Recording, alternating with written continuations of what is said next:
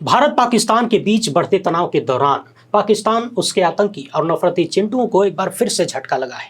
पहले दिन ही भारत के विदेश सचिव और सेना की 2 महिला अधिकारियों ने सामने आकर आतंकवादियों और पाकिस्तानियों के मंसूबे को जोरदार तमाचा मारा था। अब एक बार फिर से देश के मुसलमानों ने न सिर्फ अभी के लिए पाकिस्तान और उसके आतंकियों को उनकी प्लानिंग को फेल किया है, बल्कि भविष्य के लिए भी भारत को सांप्रदायिक आधार पर तोड़ने के उनके षड्यंत्र को नस्तनाबूद कर दिया है। पूरे मामले को ध्यान से देखिएगा। उधर भारत ने पाकिस्तान के 4 एयरबेस पर हमला किया है। क्या है पूरी रिपोर्ट, कहां कहां मिसाइलों का मलबा बरामद हो रहा है, हमारे कितने लोग हताहत हो रहे हैं, इन सब पर बात करेंगे। आज के वक्त में सोशल मीडिया के जमाने में और खासकर गोदी मीडिया के जमाने में फेक न्यूज का भी एक अपना युद्ध चल रहा है। एक तरफ सरकारी व्यवस्था पीआईबी है जो पाकिस्तान के झूठों का मुकाबला कर रहा है, दूसरी तरफ भारत का जुबैर जो दिन रात एक करके गोदी मीडिया और पाकिस्तान दोनों के झूठों को पकड़ रहा है। अभी इंडियन आर्मी ने ट्वीट करके क्या जानकारी दी है उस पर भी बात करेंगे। प्रेस कॉन्फ्रेंस में क्या कहा गया है वो भी बताएंगे। मिनिस्ट्री ऑफ डिफेंस क्या बता रहा है वो भी देखेंगे। एक विशेष बात, सेना की मूवमेंट की कोई भी खबर फोटो सोशल मीडिया पर शेयर न करें।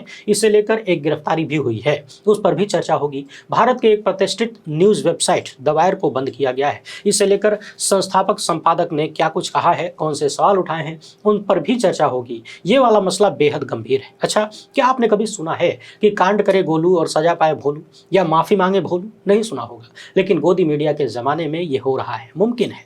वीडियो काफी जबरदस्त होने वाली है, आखिर तक टकटकी लगाकर सुनते जाइए। पहली बार है तो चैनल को सब्सक्राइब करके घंटी बजा दीजिएगा टन से।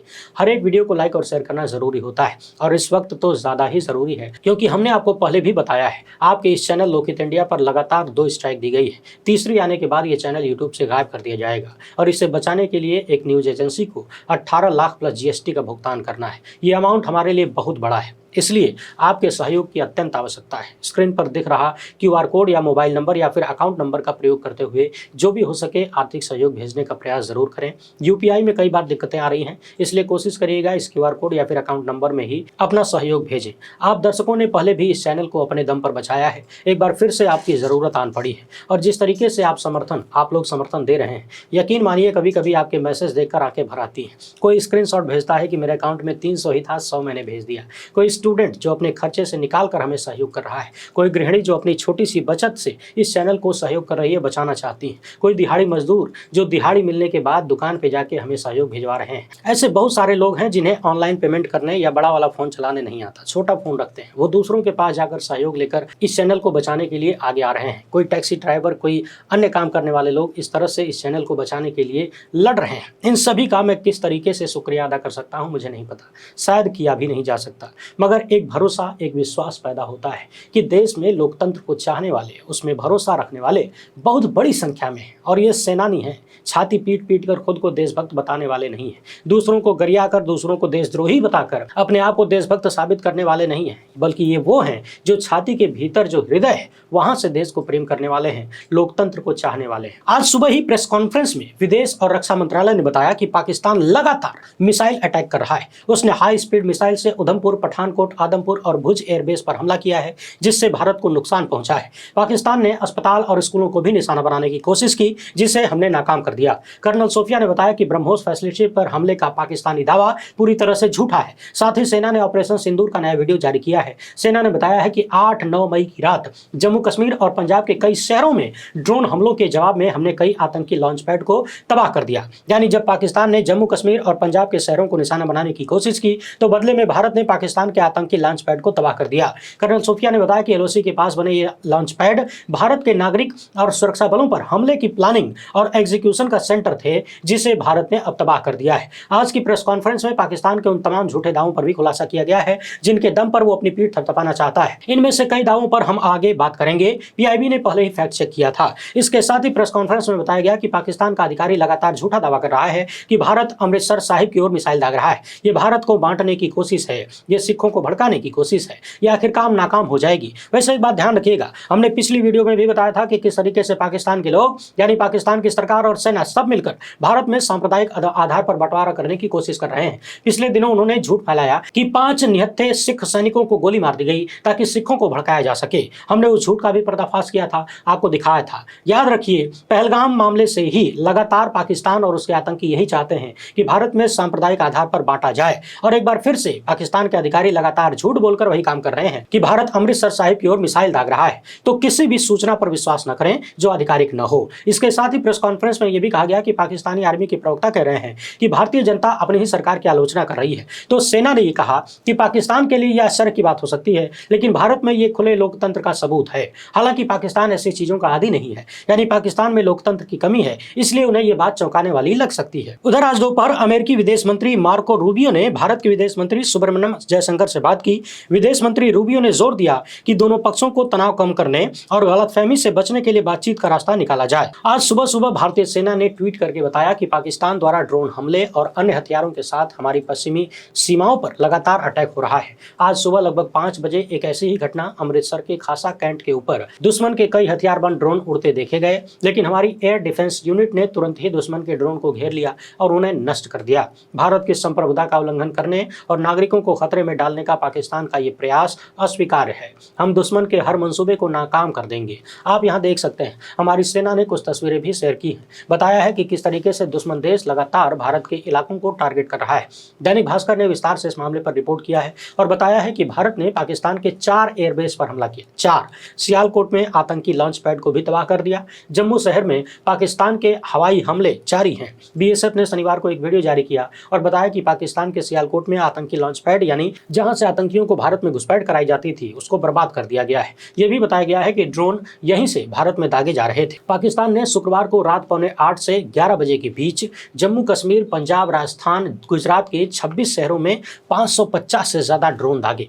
इस हमले को आर्मी ने नाकाम कर दिया। दैनिक भास्कर यह भी बता रहा है कि राजौरी के प्रशासनिक अफसर समेत 5 लोगों की गोलीबारी में मौत हुई है। पाकिस्तान की तरफ से राजौरी, पुंछ और जम्मू में भारी गोलीबारी की गई है। उधर चीन कह रहा है कि शांति को प्राथमिकता दिया जाए। उसका कहना है कि हम भारत और पाकिस्तान दोनों से पीस को प्रेफरेंस देने और संयमित रहने की अपील करते हैं। शांतिपूर्ण तरीके से राजनीतिक समाधान के रास्ते पर लौटना और तनाव को बढ़ाने वाली कार्रवाई से बचने का हम समर्थन करते हैं। पहलगाम में आतंकियों ने धर्म पूछकर जब भारतीयों की हत्या की, तो अपनी पहली वीडियो में हमने कहा था कि ये पाकिस्तान और उसके आतंकियों की साजिश है कि भारत में नफरती चिंटू ने जो केरोसिन का छिड़काव किया है उसमें चिंगारी लगाई जाए। और आपने देखा भी था कि इस तरीके से चिंटू जगह जगह आतंकियों के मंसूबे को आगे बढ़ा रहे थे, धर्म के नाम पर टारगेट कर रहे थे, मुसलमानों के साथ टॉर्चर कर रहे थे। मगर भारत की सेना ने पहले दिन के अपने वक्तव्य में ही पाकिस्तानी आतंकियों और चिंटू सबको धराशायी कर दिया। और अब देखिए, उत्तर प्रदेश के कई प्रमुख शहरों में और देश के अन्य जगहों से भी खबरें आ रही हैं कि देश भर के मुसलमान पाकिस्तान के खिलाफ प्रदर्शन कर रहे हैं। जुमे की नमाज के बाद मस्जिदों के बाहर नारेबाजी हो रही है और बोल रहे हैं कि पाकिस्तान के नापाक मंसूबे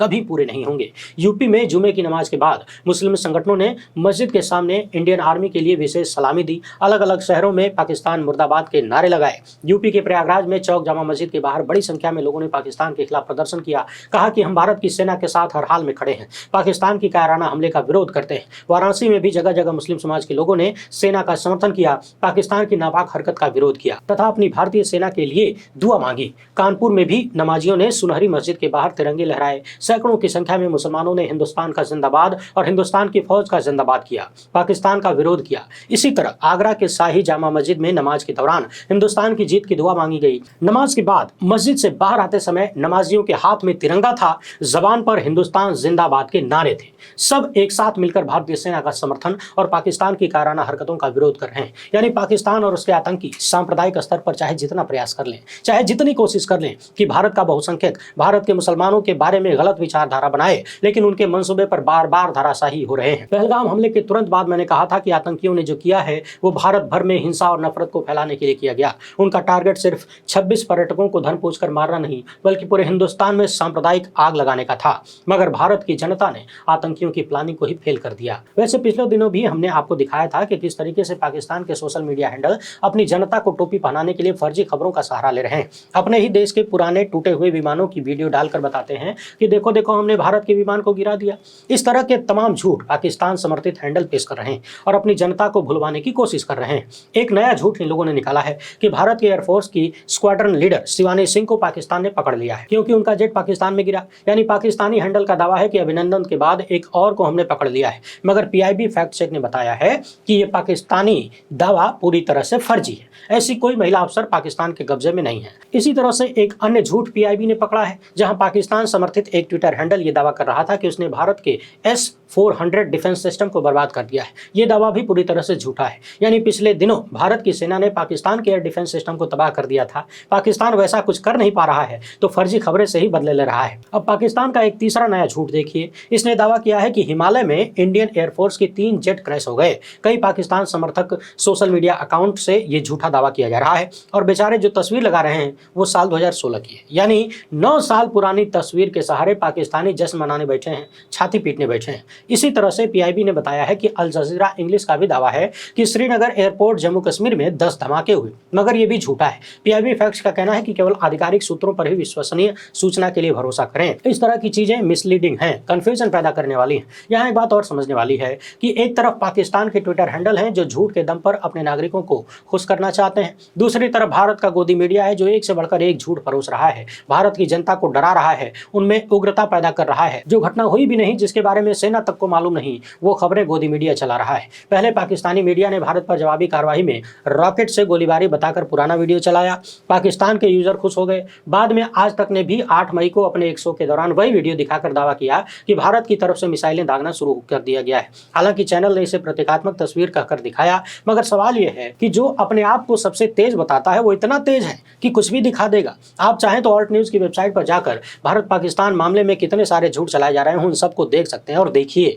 जरूर देखिए, ज्यादा से ज्यादा लोगों तक पहुंचाइए। इस नाजुक वक्त में सच को जानना बड़ा जरूरी है। उधर राजस्थान के बाड़मेर में भारतीय सेना के मूवमेंट की वीडियो एक व्यक्ति ने सोशल मीडिया पर डाल दिया। इसके बारे में पत्रकार सचिन गुप्ता बता रहे हैं कि 22 साल के जियाराम मेघवाल को बाड़मेर पुलिस ने गिरफ्तार कर लिया। तो ध्यान रहे कि यदि आप देश के किसी ऐसे हिस्से में हैं जहां सेना की कोई मूवमेंट है, खासकर बॉर्डर इलाके में कोई आवाजाही हो रही है, तो वीडियो या तस्वीर न बनाएं, क्योंकि बनाएंगे तो गलती से इधर उधर शेयर भी कर देंगे, मन है कि मानेगा नहीं। तो कुछ दिनों के लिए वीडियो बनाने और शेयर करने की बीमारी से बचिए, खासकर सेना को लेकर, क्योंकि हमारे देश के लिए यह घातक साबित हो सकता है। उधर तमाम स्वतंत्र पत्रकारों और खोजी पत्रकारिता करने वाले एक अजीब संकट से जूझ रहे हैं। आपने भी देखा सोशल मीडिया पर तमाम स्वतंत्र पत्रकारों और उनके चैनलों पर उनकी गर्दन पर लगातार तलवार लटक रही है। 4 PM को बंद कर दिया गया, खिरिजेश वशिष्ठ जी के चैनल को हैक कर लिया गया, बाद में किसी तरह से वापसी हुई। पुण्य प्रसून वाजपेयी जी का चैनल अभी भी शुरू नहीं हुआ और चर्चा है कि कई दर्जन यूट्यूब चैनलों को नुकसान पहुंचाया गया है। अभी लोकहित इंडिया के साथ क्या हो रहा है ये भी आप सब जानते हैं। एक न्यूज वेबसाइट है द वायर, इनकी खबरें हम अक्सर दिखाया करते हैं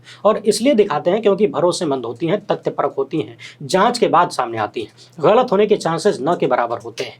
अब इसे भी बाधित किया गया है। द वायर ने बताया है कि इंटरनेट सेवा देने वाली कंपनियां कई तरह की बातें कर रही हैं। हमें पता चला है कि सूचना एवं प्रसारण मंत्रालय के आदेश से ये सब कुछ हुआ है। इस मामले पर द वायर के संस्थापक संपादक सिद्धार्थ वरदराजन ने कई सवाल उठाए हैं। उनका कहना है कि मैं चाहता हूं कि लोग उस तर्क पर विचार करें जिसका अनुसरण यानी जिसका पालन सरकार कर रही है, चैनलों को बंद करने में या फिर कुछ को खुली छूट देने में।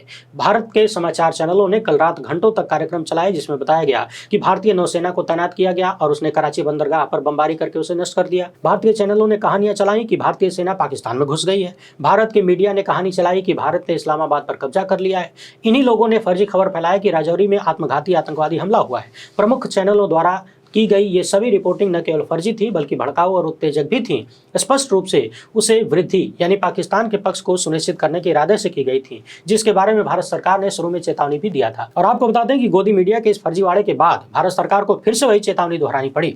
आगे इन्होंने लिखा है कि इससे पहले भारत के चैनलों ने जम्मू कश्मीर के पुंछ में पाकिस्तानी गोलीबारी के पीड़ित भारत के एक मुस्लिम को लश्कर तैयबा का आतंकवादी बता दिया था। ये भी हमने आपको पिछली वीडियो में बताया। इस तरह की खतरनाक रिपोर्ट के संबंध में दृढ़ता से माहौल साफ करने के बजाय सरकार ने पूरे भारत में इंटरनेट सेवा प्रदाताओं को द वायर तक पहुंच को अवरुद्ध करने के निर्देश दिए हैं। यानी सरकार की तरफ से यह निर्देश दिया गया है कि द वायर की जो वेबसाइट है उसको लोग देख न पाएं।